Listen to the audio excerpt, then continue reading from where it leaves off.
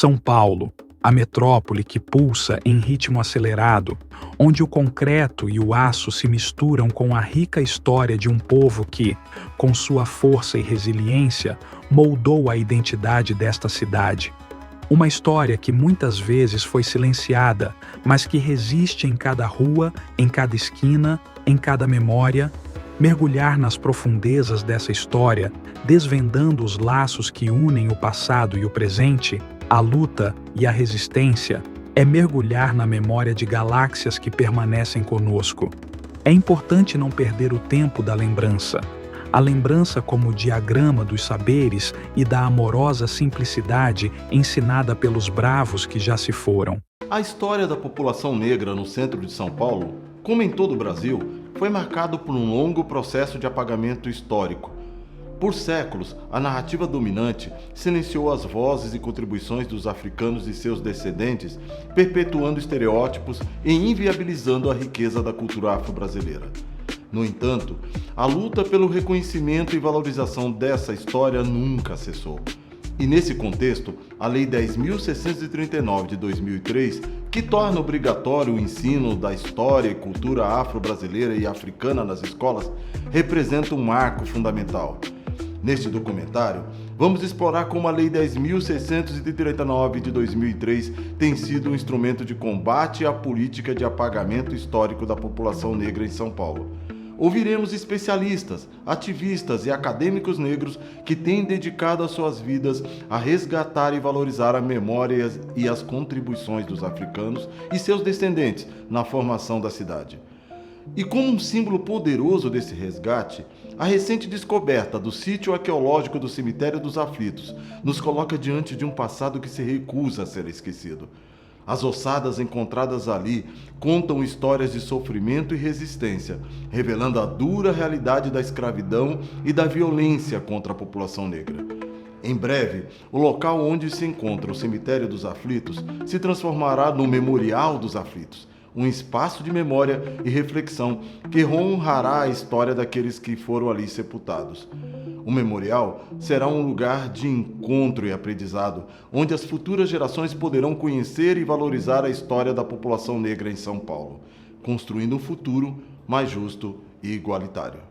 Então, quando eu cheguei em São Paulo, os negros já estavam por os territórios. Por exemplo, eu lembro da Kika, que é uma ativista, mas ela já tinham botado ela no limbo, na cidade de Tiradentes. Já tinham criado esses bairros que são muito negros. Mas eu lembro que eu conheci o Rafael, o Flavinho, a G, a Sônia Leite. E aí a gente se agrupou porque a gente não era daqui. E aí a gente se agrupou com esse grupo. Esse movimento, que também era dentro da Frente Negra Brasileira, era organizar os negros. Primeiro, por causa da alfabetização. Por exemplo, se você pegar a educação de jovens e adultos, quem implantou no Brasil foi a Frente Negra Brasileira. Porque os negros, a gente foi para a escola muito tempo depois. E essa Frente Negra Brasileira era uma reunião de pessoas que militavam na questão e também na questão da educação para que eles fossem alfabetizados. Eu acho que isso tem uma importância porque a nossa história começa no processo da escravidão. O Brasil foi o país que mais teve escravizados. E essa história, ela estava apagada. Então houve uma revisitação. O Brasil abriga a maior população negra fora da África, um número que ecoa a magnitude da diáspora africana e a profundidade da influência negra na formação do país. Em São Paulo, essa presença se manifesta com uma intensidade que molda a identidade da cidade, tanto em sua história quanto em seu presente vibrante. O Brasil conta com milhões de cidadãos que se identificam como negros ou pardos, um contingente que representa uma parcela considerável da população.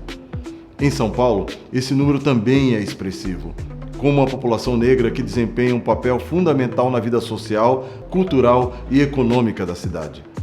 A chegada de milhões de africanos escravizados ao Brasil deixou uma marca indelével no país. A força de trabalho africana foi a base da economia colonial e a cultura africana se entrelaçou com as culturas indígenas e europeia, criando um mosaico cultural único. A população negra teve um papel crucial na construção de São Paulo, desde os tempos coloniais até a metrópole moderna. A mão de obra africana e afro-brasileira foi fundamental para a construção de edifícios, estradas e outras infraestruturas. A cultura negra é uma força vibrante em São Paulo, manifestando-se na música, na dança, na culinária, na religião e em outras formas de expressão. O samba, o maracatu, o candomblé e outras manifestações culturais afro-brasileiras fazem parte do DNA da cidade. A história da população negra em São Paulo é marcada pela luta por direitos e igualdade. Desde os tempos da escravidão até os dias atuais, a comunidade negra tem se organizado para combater o racismo e construir uma sociedade mais justa.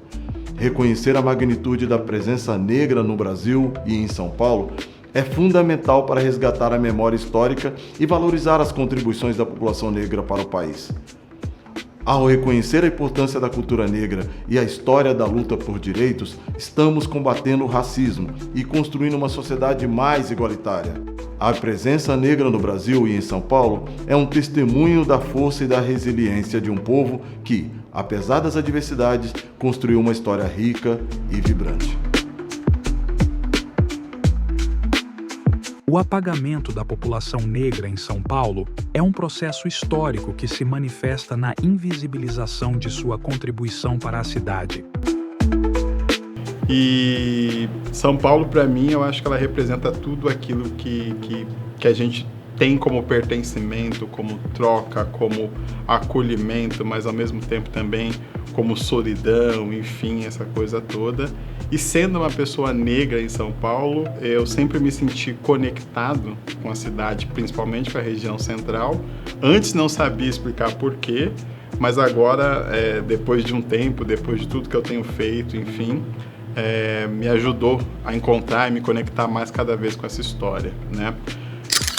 A presença negra no centro, região central de São Paulo, ela é parte da história da Constituição desse país. Embora o poder público, o Estado, tenha sempre tentado apagar, né? Os governos historicamente bandeirantes de São Paulo tenham sempre tentado apagar. O Estado brasileiro, em suas diversas fases, foi um agente ativo no apagamento da história negra do país.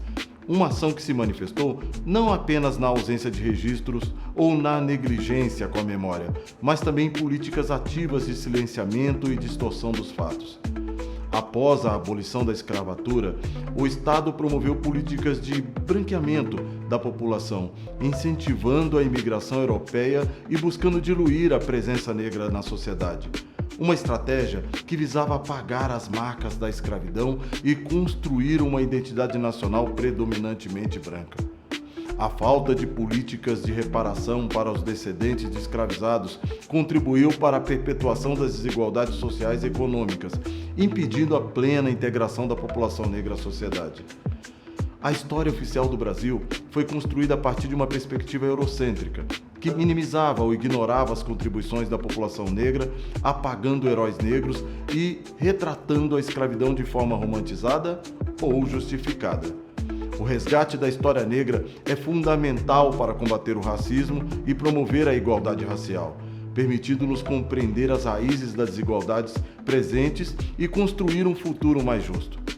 A cultura afro-brasileira é parte fundamental da identidade nacional e o resgate da memória histórica permite valorizar as contribuições da população negra para a música, a dança, a religião, a culinária e outras formas de cultura. O movimento negro tem desempenhado um papel crucial na luta pelo resgate da memória. Não é à toa que a Frente Negra teve sua sede ali na Liberdade, onde hoje, ironicamente, é a Casa de Portugal. O MNU, o Movimento Negro Unificado, nasce publicamente nas escadarias do Teatro Municipal e tem a sua primeira sede aqui no Bexiga. A Rua Direita, né, a famosa Rua Direita, Enterre Meu Coração na Rua Direita, era um espaço de articulação, convivência e circulação negra muito forte. toda essa região, que hoje é o Largo da Memória, que foi um ponto de venda de pessoas escravizadas, né, que vai até o Bexiga, é marcada por uma série de publicações da imprensa negra desde a época do período pré-colonial e do pré-abolição formal da escravidão.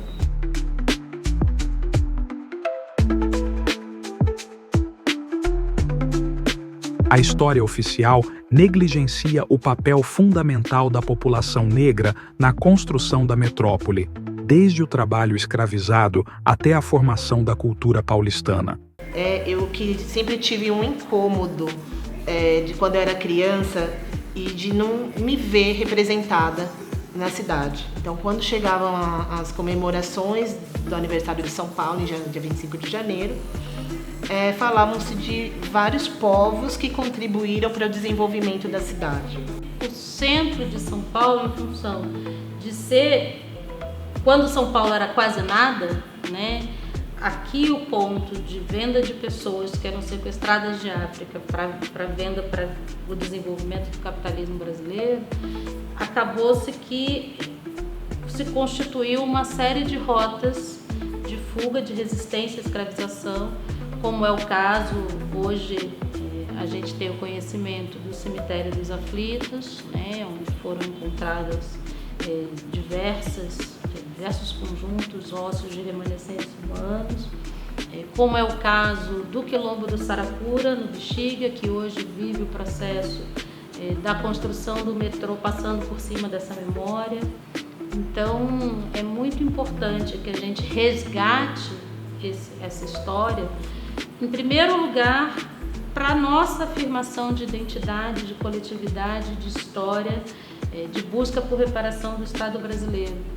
Em segundo lugar, para que as futuras gerações tenham direito ao acesso a esse processo, né? Com um processo de história de resistência, de enfrentamento à escravização e, principalmente, São Paulo não seria 1/10 do que não fosse o que o nosso povo fez lá atrás. Todo o processo de construção, que muitas vezes a escravização é vendida só como uma exploração de força física, mas se a gente for avaliar diversas marcas até hoje visíveis no centro de São Paulo, na região central, ali estão referências de experiência e da trajetória do nosso povo. O Bexiga, que ficou conhecido como bairro italiano, por exemplo, 3 em cada 5 portões é desenhado com adinkras, né, que são os símbolos de escrita do povo achante e que na metalurgia ia deixando suas mensagens de resistência ao processo de escravização. Isso precisa ser passado para as futuras gerações, precisa ser resgatado da nossa história, para que não entre na conta de que é italiano, é europeu, é norte-americano, enfim. Nunca se falava do negro paulistano, como eu, como a minha família. E então isso era algo que me incomodava desde criança pequena. A minha formação acadêmica, estudei tecnologia e construção civil na FATEC, mas sempre tive essas preocupações e também essas questões da cidade, né, do desenvolvimento da cidade de São Paulo. Então eu fui estudar depois turismo e ao mesmo tempo eu fazia algumas disciplinas de pós-graduação, de mestrado na Faculdade de Arquitetura e Urbanismo da Universidade de São Paulo. Hoje em dia eu trabalho como guia de turismo, especialista de São Paulo. Eu fiz um curso técnico depois e comecei a contar essas histórias, né, as histórias que estavam escondidas por muitos anos. Foram narrativas que foram silenciadas. Quando a gente olha em retratos antigos de São Paulo, você vê as fábricas, você vê só branco. Aí você fala, nossa, era só branco. Pera lá, não era só branco. Era brancos e estrangeiros. Então, a Frente Negra lutava contra isso, né? Pra você ter uma noção, a Liberdade era um bairro preto. Chegam os japoneses, a negrada foi para onde? Foram deslocada. A mesma coisa na Bela Vista. Minha família era daqui da Bela Vista. chegam os italianos, para onde vai essa negrada? Né? Tudo para o outro lado do rio. A primeira periferia, né, de São Paulo é a Zona Norte, depois vai para leste e para sul, mas a Zona Norte é o primeiro espaço onde a turma faz. Então a Frente Negra, ela enfrentava o branqueamento. Ela queria a inclusão do preto no trabalho, a inclusão do preto em todos os espaços sociais. Então, por isso que a ideia de capacitar, de preparar, de educar, de dizer como deve se vestir, como tem que ser o cabelo, cuidado com o samba, negro que vai pro batuque é maloqueiro, esconder as origens afros, né? Especialmente candomblé, essas coisas, você não vê linhas falando de candomblé no Voz da Raça, no Clarim da Alvorada e daí por diante, porque o pensamento era somos iguais todos esses que estão chegando, igual o branco, não existe diferença, então vamos mostrar o nosso comportamento, a nossa capacidade de se sociabilizar. Revisitar a história é a pauta nossa. Por exemplo, se a gente pautar a educação não está revisitando a nossa história. Por exemplo, eu não vejo, eu tenho netos, né? E não estudaram os nossos grandes ativistas e historiadores e literários. Por exemplo, Rui Barbosa queimou nossos documentos. Por que ele queimou os documentos? Para a gente não ter identidade. Então, dentro das escolas, ninguém fala de André Rebouças, ninguém fala de Abdias Nascimento, ninguém fala de Solano Trindade, ninguém fala de Joaquim Nabuco, Teodoro Sampaio, que também... O Joaquim Nabuco era branco, mas ele era a favor dos negros serem libertos e ter a sua história. Então, a nossa luta é uma luta que nós temos que revisitar o nosso passado para trazer para o nosso presente, para a nossa juventude reconhecer, não só a nossa juventude, mas a sociedade como um todo, porque não foi nós que criamos o racismo, né? Então, a Lei 10.639, ela traz a história, não só da África, porque nós temos que saber da onde a nossa potência, da onde que veio, da onde que nós viemos, da África. E a África não é um país, a África é um continente. Então nós temos que ter esse conhecimento e a Lei 10.000, ela traz esse conhecimento, né, da África, a Lei 10.639, que foi promulgada em 2003. A lei fala que nós temos que reconhecer e saber da história africana e da história do negro no Brasil. Porque senão, como que ele tem que saber a sua história? Mas ele também tem que reconhecer como é que chegamos aqui.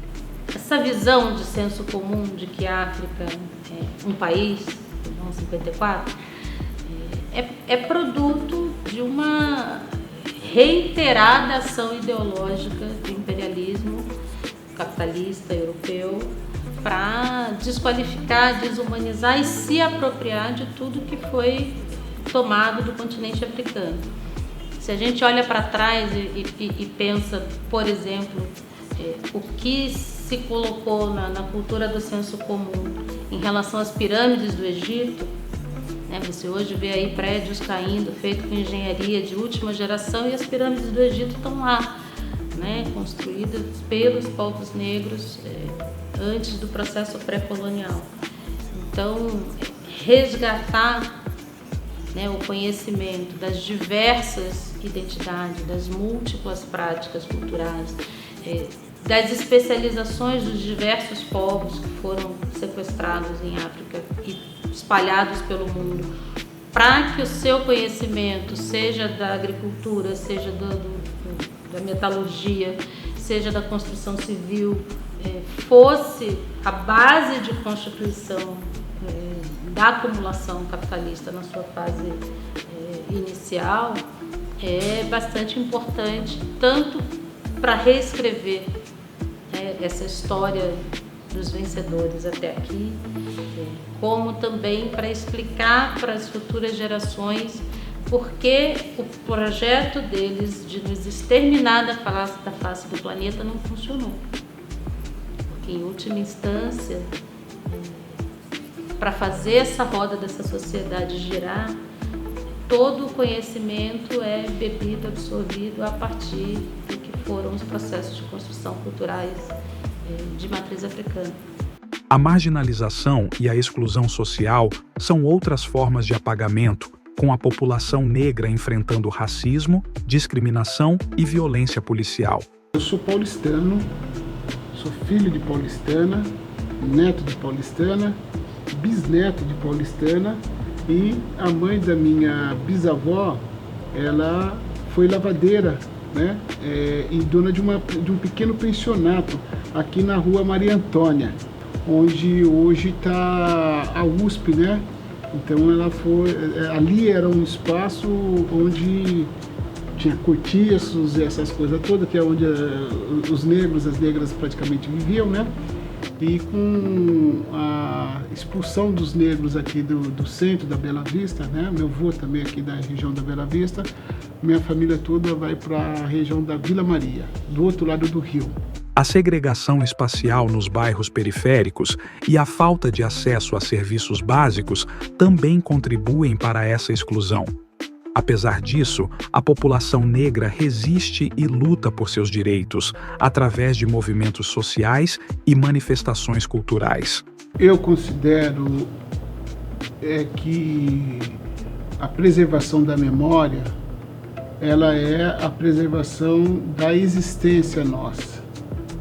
No dia que a gente abandonar a memória, nós deixaremos de existir enquanto uma presença mais específica nessa cidade, né? E mesmo quando a gente conseguir ser maioria política, já somos maioria populacional, maioria política, essa memória ela não vai poder morrer, né? Quando morre a memória, morre o povo. Eu considero que nós precisamos dar luz a isso. Muito forte. Muito forte. Muito forte. Porque São Paulo, ele foi construído com mãos negras. Sempre teve preto aqui. E a mão de obra era preta. O trabalho era preto. Os edifícios históricos aqui dessa cidade foi construído com mão preta. Então, eu considero que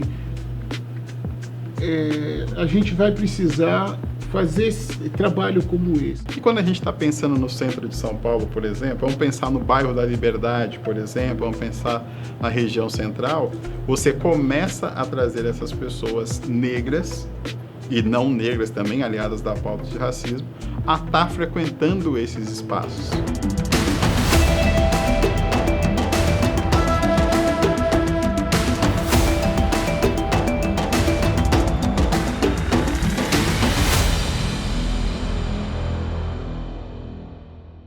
O bairro da Liberdade, hoje um vibrante centro de cultura asiática em São Paulo, guarda em suas ruas e construções uma história que remonta aos tempos da escravidão.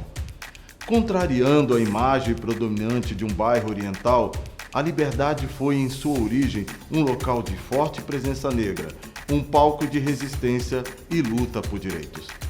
A história da Liberdade se entrelaça com histórias da escravidão no Brasil. No século XIX, o bairro abrigava o Cemitério dos Aflitos, local de sepultamento de escravizados e pessoas marginalizadas.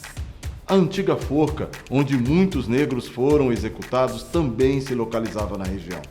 Após a abolição da escravidão, a Liberdade se tornou um ponto de encontro para a população negra, que buscava construir uma nova vida na cidade.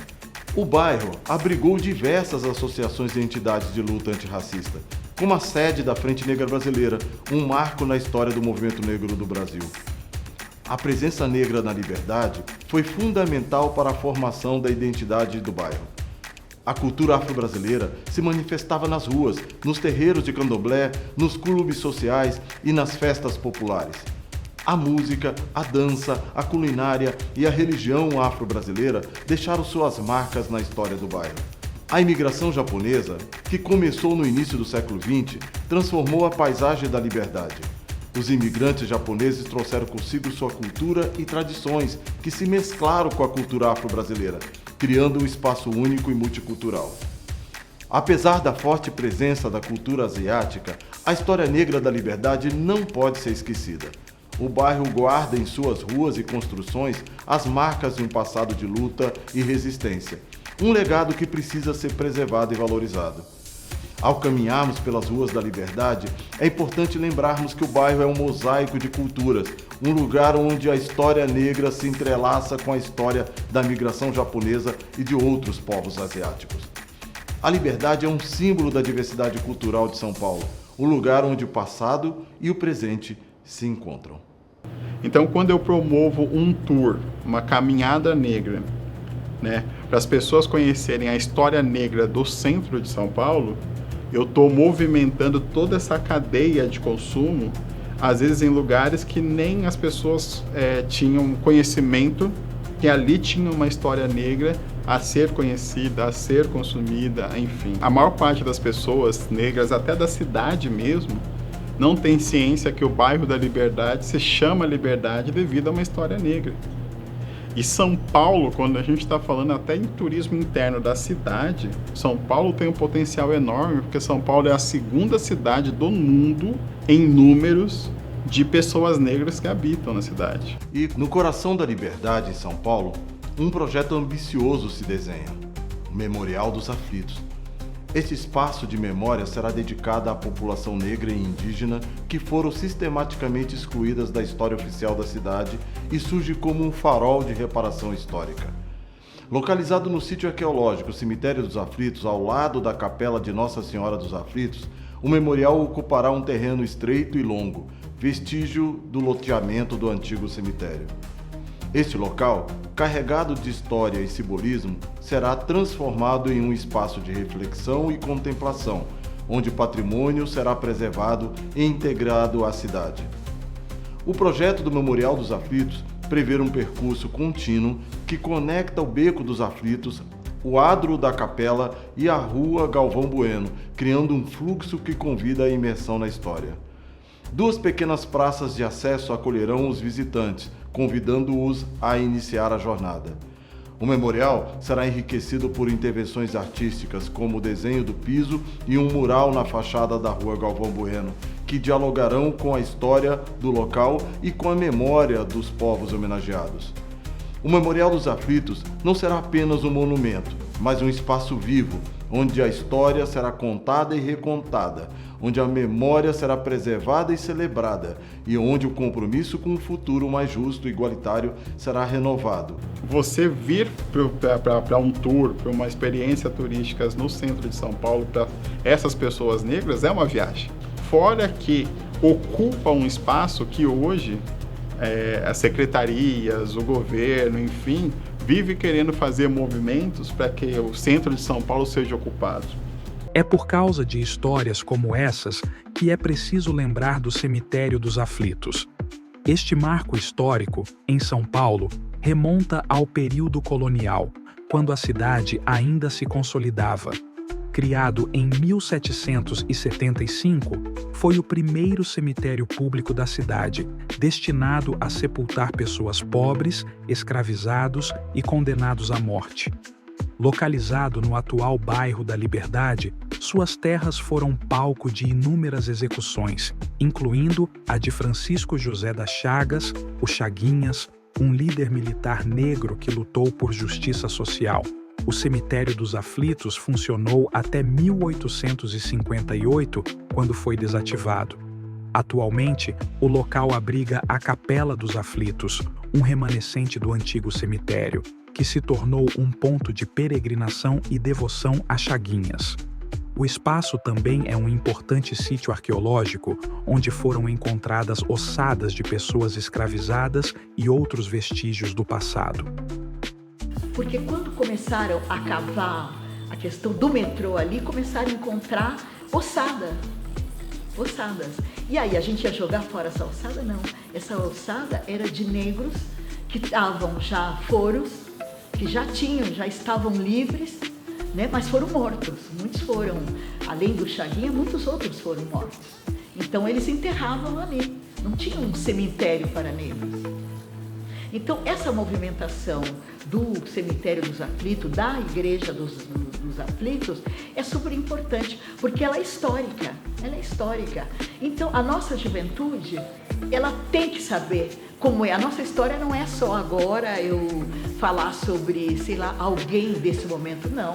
Porque você não pode ter um presente sem um passado. Não tem um museu afro-brasileiro, não tem um museu dos japoneses, não tem um museu dos europeus que chegaram, nos mandaram para fora para poder trazer os europeus. Então ali está a nossa história, nesse museu. Ele é super importante, porque ali a juventude pode ir lá buscar essa fonte, beber nessa fonte que não está nos livros. Então ele vai ter uma fonte, que ele vai ter um lugar onde ele vai visitar, apontar e dizer, nossa, olha aqui, essa é a nossa história, onde que está isso? A memória não é apenas um registro do passado, mas sim um alicerce fundamental para a construção do presente e do futuro. Ela nos conecta com nossas raízes, nos permite aprender com os erros e acertos de nossos antepassados e nos inspira a construir um mundo mais justo e igualitário. No contexto da história da população negra em São Paulo, a memória se torna ainda mais crucial. Por séculos, a narrativa dominante silenciou as vozes e contribuições dos africanos e seus descendentes, perpetuando estereótipos e invisibilizando a riqueza da cultura afro-brasileira. Ao resgatar e valorizar essa memória, estamos combatendo a política de apagamento histórico e reconhecendo a importância da cultura negra na formação da identidade paulistana. A memória nos permite conhecer as histórias de resistência e luta daqueles que vieram antes de nós. Ao resgatar e valorizar essa memória, estamos combatendo a política de apagamento histórico e reconhecendo a importância da cultura negra na formação da identidade paulistana. A memória nos permite conhecer as histórias de resistência e luta daqueles que vieram antes de nós, como Chaguinhas, um símbolo de todos os que perderam suas vidas na antiga forca. A descoberta do sítio arqueológico do Cemitério dos Aflitos e a construção do Memorial dos Aflitos são marcos importantes nesse processo de resgate da memória. Esses espaços nos convidam a refletir sobre o passado e a construir um futuro onde a igualdade e o respeito sejam a base da nossa sociedade. A memória nos ensina que a história não é apenas um conjunto de fatos e datas, mas sim uma construção coletiva que se transforma a cada geração. Ao valorizarmos a memória da população negra em São Paulo, estamos construindo um futuro onde todas as vozes sejam ouvidas e todas as histórias sejam contadas. Essa vivência no centro, ela permeia já desde lá de trás e vem indo com altos e baixos, tudo, né? Então, quando surgiu essa questão que a Ikezaki, né, vendeu o prédio ali para o chinês, ele foi fazer a escavação e surgiu as ossadas, e aí veio todo esse rebuliço, mas já tinha uma vivência, né, nesse território. Quando foi encontrado o sítio Lava Pés, né, lá no Glicério,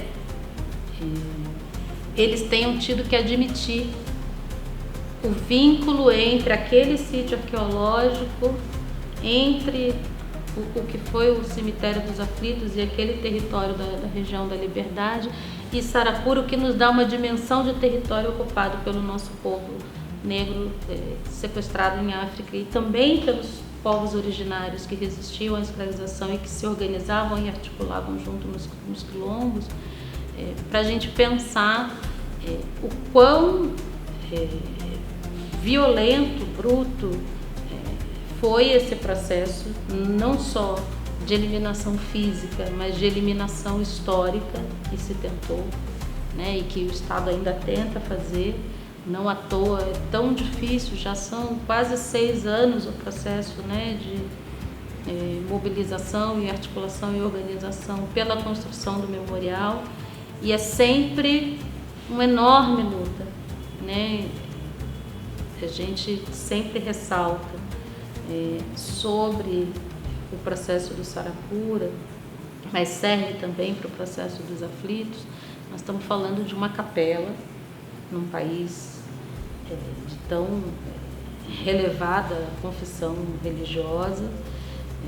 Nós estamos falando de um processo de morte de pessoas, mas a facilidade com que o Estado brasileiro tenta passar por cima disso, em função de que ali estão enterradas pessoas negras ou indígenas, é revelador também de um projeto de país.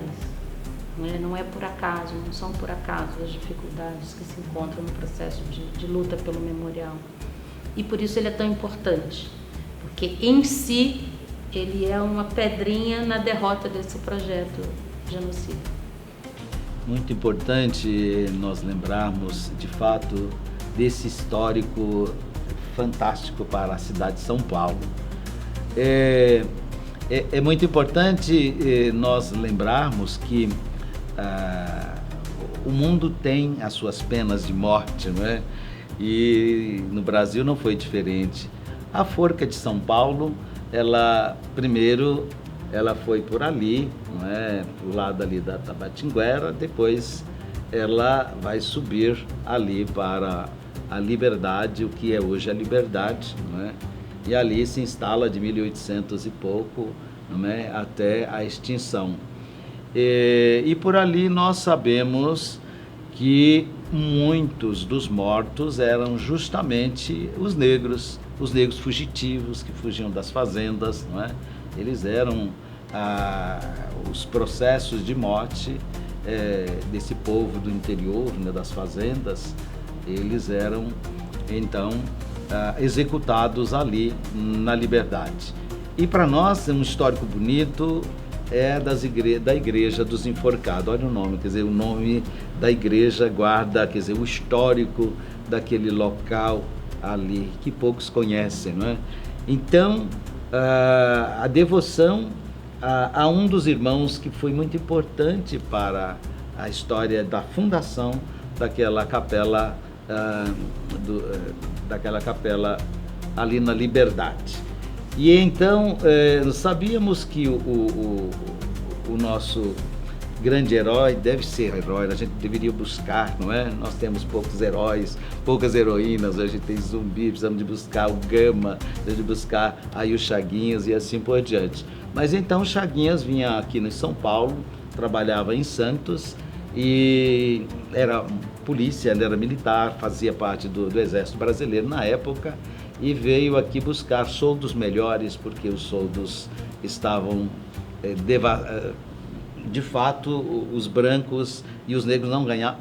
É interessante a gente lembrar disso, né? Parece hoje, quer dizer, 500 anos depois, o salário dos negros e o salário dos brancos continua com as grandes diferenças, né? Então, o Chaguinhas veio buscar a equiparação de salários, e aqui foi recebido justamente com prisão e decretação da sua morte. Então, a morte de Chaguinhas comoveu a cidade de São Paulo. Então, tem uma biografia muito bonita escrita por aí, e a morte dele comoveu a cidade, porque as pessoas diziam que o que ele veio pedir era justo e não deveria ser tratado assim. A gente sabe que parece que teve uma mão de um padre que foi até o governador, não é, pedir para que não matasse os Chaguinhas e etc. Mas o governador foi, não é, categórico e já tinha colocado 2 cordas, não é? As cordas arrebentaram, colocaram mais uma corda, arrebentou. Foi aí que era um senador, né? Um padre senador. Ele foi até o governo pedir aí a clemência, mas não obteve, e então pediu que se arrebentasse de novo, que poderia matar aí com qualquer coisa.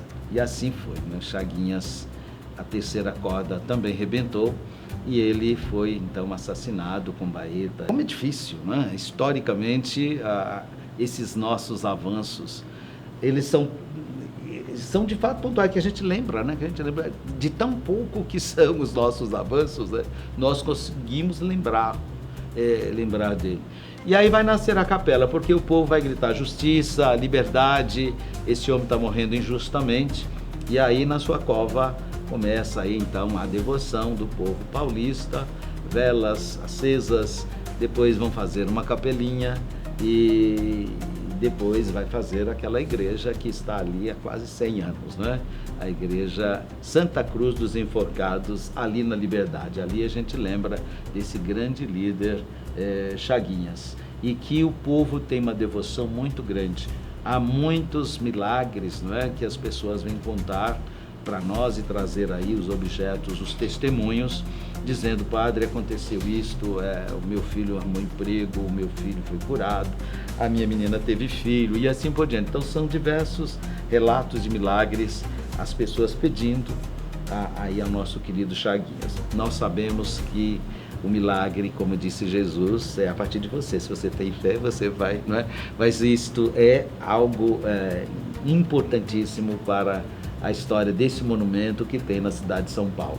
A Igreja dos Aflitos é um pouquinho ali abaixo, né, da Santa Cruz, e aquela era a capela antiga do cemitério antigo de São Paulo, Nossa Senhora dos Aflitos. Então eu sempre converso com o povo para dizer: vejam o quanto choro aconteceu aqui nesses 200 e tantos anos, não é? Quantos irmãos e irmãs vieram chorar aí a perca do seu ente querido. E se sabe que, especialmente aquela parte ali dos aflitos, eram enterrados aqueles que, de fato, que não podia ser enterrado lá no centro, né, do cemitério.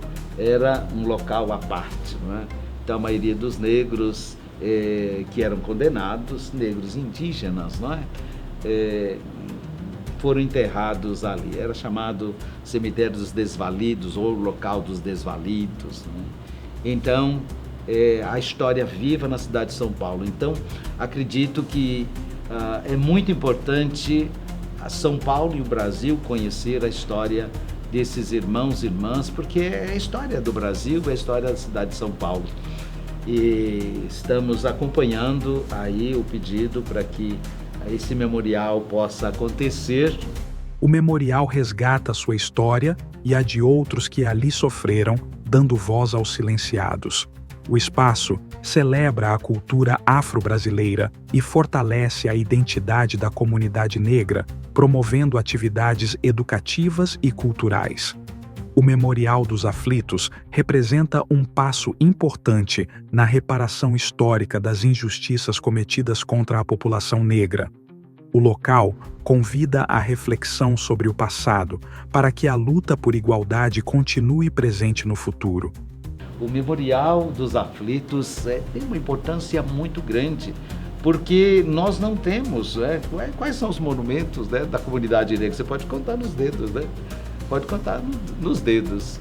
Então, nós precisamos eu costumo até dizer que as 9 ossadas que foram encontradas ali onde será feito o memorial, acredito que é um grito daqueles e daquelas que não teve condições de gritar, não é, de fazer a sua história, né? Então, acredito que nós, negros e negras, e não vou dizer só nós padres, mas acho que todos nós, negros e negras, temos o dever de fazer com que a memória desses irmãos e irmãs sejam, não é, devotadas, sejam de fato colocadas no primeiro plano da cidade de São Paulo. Isso é a história da cidade de São Paulo. E ali, quantos negros e negras foram, né, derramaram o seu sangue ali, foi condenado, né? Quanto sangue derramou ali na Liberdade? E a maioria desses condenados eram negros. Então a gente não pode esquecer disso. Então esse memorial, de fato, é um recontar a história da cidade de São Paulo. É nós fazermos memória daqueles e daquelas que não tiveram nem vez e nem voz. Então, acredito que nós, negros e negras, tenhamos que ser a voz daqueles e daquelas que vieram antes de nós e que marcaram a história da cidade de São Paulo, a história do Brasil.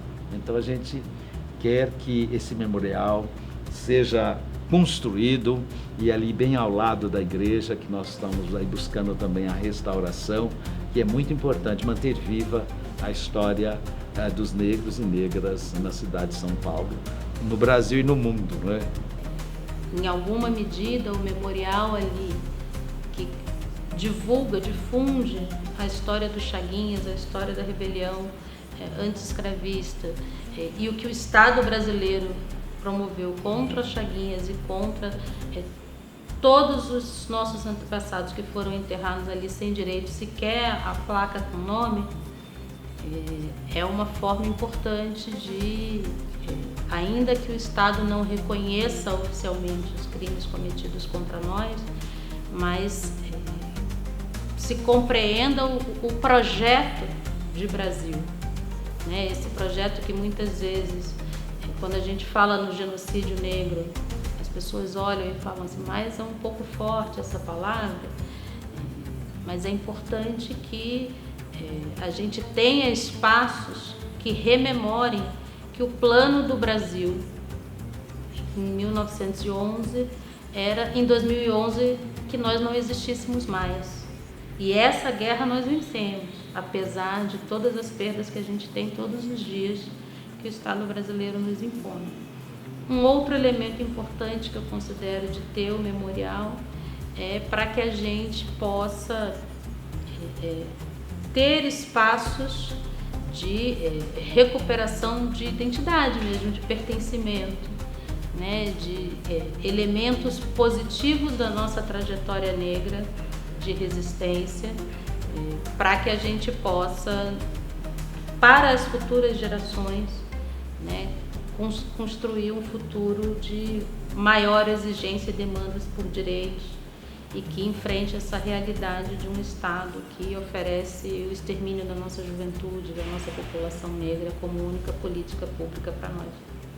Tá lembrando, né, que foi lá em 2018, que é por conta, né, que foi meio que sem querer, por conta de uma reforma, né, de um prédio ali do lado ali da igreja, da capela, né, dos aflitos, acabou se descobrindo essas ossadas.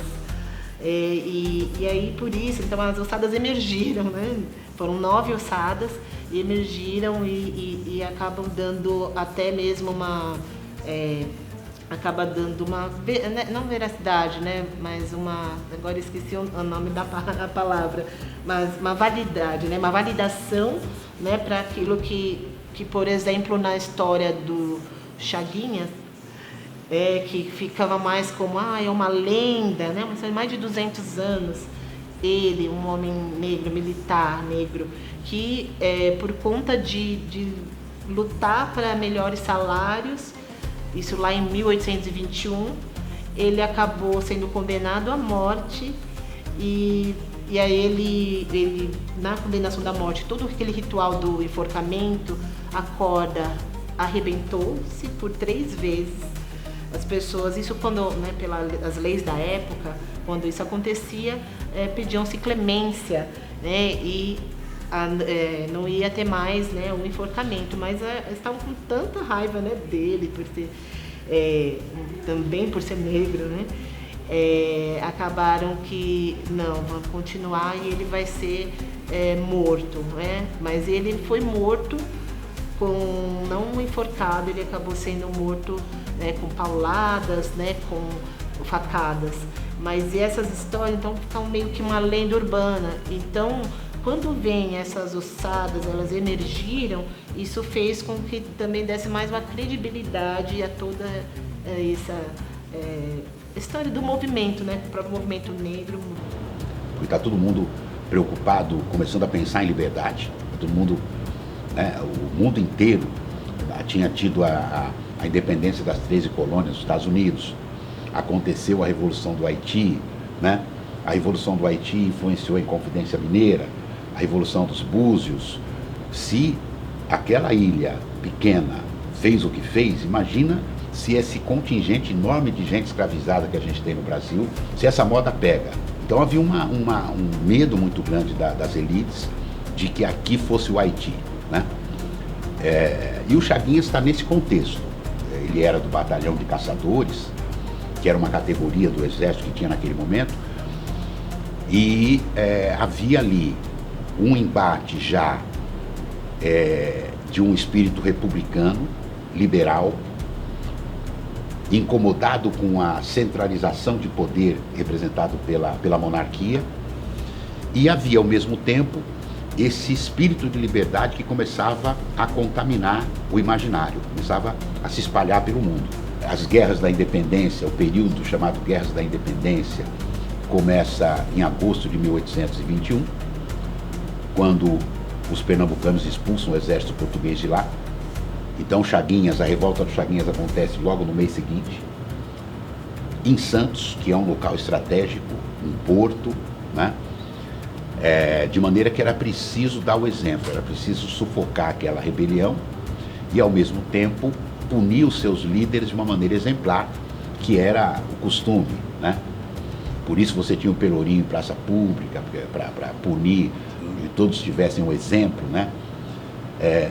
A história do Chaguinhas e o José Joaquim Cotindiba, que era o companheiro dele de batalhão, que era de São Paulo, ambos são mandados para São Paulo por serem daqui e são já condenados à pena capital.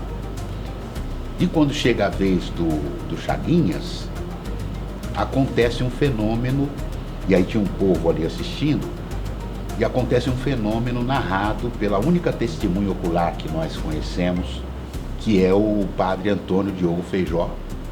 Ele fica sabendo que vai haver essa execução e vai lá para o Largo da Forca, atual Praça da Liberdade, assiste essa execução e 10 anos depois, já como regente do Império, faz um discurso no Senado da Câmara narrando aquele acontecimento. Então o povo começou a dizer que era um milagre, né? Aquilo que tinha acontecido. E criou-se uma tradição de acender velas naquele local. Fizeram uma cruz tosca de madeira, fincaram ali, começaram a acender velas ali, começaram a surgir histórias, relatos de milagres, de graças alcançadas. Décadas depois do assassinato do Chaguinhas, a Igreja Católica teve que erguer uma igreja, que é a Igreja de Santa Cruz das Almas dos Enforcados, que fica ali na Avenida Liberdade, ao lado da estação do metrô. O curioso, inclusive, é que hoje essa igreja está quase que completamente dissociada do Chaguinhas, né? Os frequentadores dessa igreja não associam, né, a igreja ao Chaguinhas. É uma igreja de devoção às almas, de acender velas e tal, mas hoje é muito mais a Capela dos Aflitos, que está associada ao Chaguinhas, que fica lá na Rua dos Estudantes, no Beco dos Aflitos, do que a Igreja de Santa Cruz das Almas dos Enforcados. Quem é afinal Chaguinhas?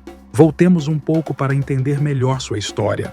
Francisco José das Chagas, conhecido como Chaguinhas, foi um cabo negro do 1º Batalhão de Santos que se destacou por sua liderança em um período de grande turbulência no Brasil. Sua história se entrelaça com as lutas por justiça social e igualdade que marcaram o início do século XIX. Nascido em um contexto de desigualdade e opressão, Chaguinhas ingressou na carreira militar, onde testemunhou de perto as injustiças sofridas pelos soldados brasileiros, em contraste com os privilégios dos militares portugueses. A insatisfação com os atrasos salariais e a falta de reconhecimento de seus direitos o impulsionaram a liderar um movimento de resistência. Em 1821, Chaguinhas e outros 6 soldados lideraram um motim no quartel da Rua de Santa Catarina, em Santos, exigindo isonomia salarial e o pagamento de vencimentos atrasados. A revolta se espalhou e os amotinados atacaram uma embarcação portuguesa, o que resultou na prisão de seus líderes. Chaguinhas foi julgado e condenado à forca por crime de lesa majestade, ou seja, traição contra a pessoa do rei. Sua execução ocorreu em 20 de setembro de 1821, na atual Praça da Liberdade, em São Paulo. A história de sua morte é marcada por um detalhe que se tornou lendário. A corda com a qual seria enforcado arrebentou 3 vezes, o que gerou comoção popular e gritos de liberdade.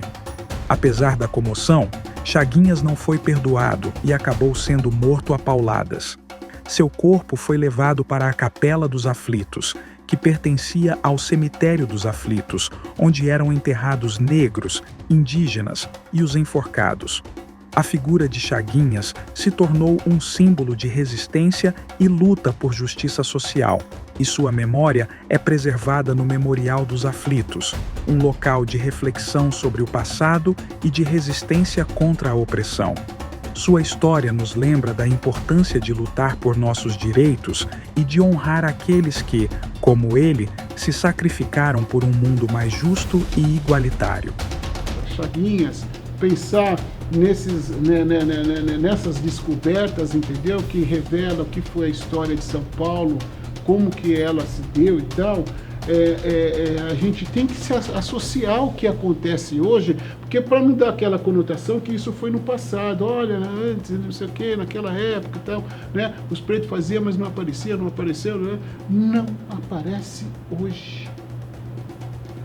Hoje. Com todo o conhecimento, com toda a luta que a gente tem. E considero também que o movimento negro negligencia a disputa do simbólico. Né? Tem uma luta ideológica. Não é só não é uma questão de afirmação de identidade. Não, é de construção civilizatória que precisa ser pensada. Que precisa ser pensada, né? Tem uma questão civilizatória que a gente precisa fechar. Então eu quero que a gente consiga, a partir dessas descobertas, criar uma onda aqui em São Paulo, né? E mostrar que São Paulo é e sempre foi uma cidade negra. Aliás, o Brasil é negro, né? E eles chegaram depois e estão tentando acobertar o máximo possível qualquer vestígio da nossa existência. É isso. O Memorial dos Aflitos, erguido no antigo Largo da Forca, é um espaço de reflexão sobre a violência da escravidão e a luta por justiça. E, no centro dessa jornada, a figura de Francisco José das Chagas, o Chaguinhas, um líder negro que, com sua coragem e determinação, desafiou a opressão e se tornou um símbolo da luta por igualdade. Sua história, assim como a de tantos outros, nos inspira a manter viva a chama da resistência, a honrar a memória daqueles que vieram antes de nós e a seguir lutando por um mundo onde a justiça e a igualdade sejam uma realidade para todos. Seu legado transcende a dor, iluminando o caminho da resistência contra o racismo, demonstrando a atualidade de sua luta.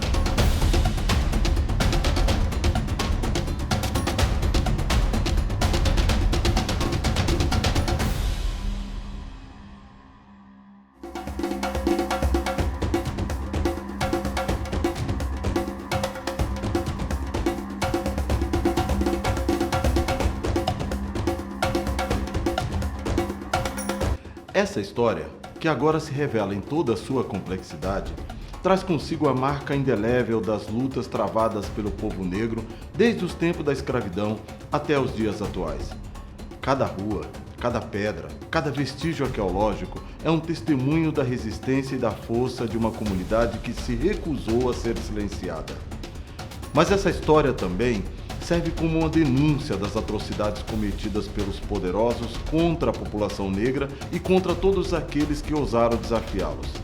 As feridas do passado, como as encontradas no Cemitério dos Aflitos, são um lembrete doloroso da violência e da injustiça que marcaram a trajetória do povo negro no Brasil. Essas feridas, no entanto, não são apenas cicatrizes do passado. Elas ecoam no presente, manifestando-se nas desigualdades sociais, no racismo estrutural e na violência que ainda assola a população negra. Mas assim como as feridas, a resistência também se mantém viva. A luta por justiça social, liberdade e emancipação continua, inspirada pelos exemplos de coragem e determinação daqueles que vieram antes de nós. A história da população negra em São Paulo é uma história de resistência, de luta e de esperança. É uma história que precisa ser contada, ouvida e valorizada, para que possamos construir um futuro onde a igualdade e o respeito sejam a base da nossa sociedade.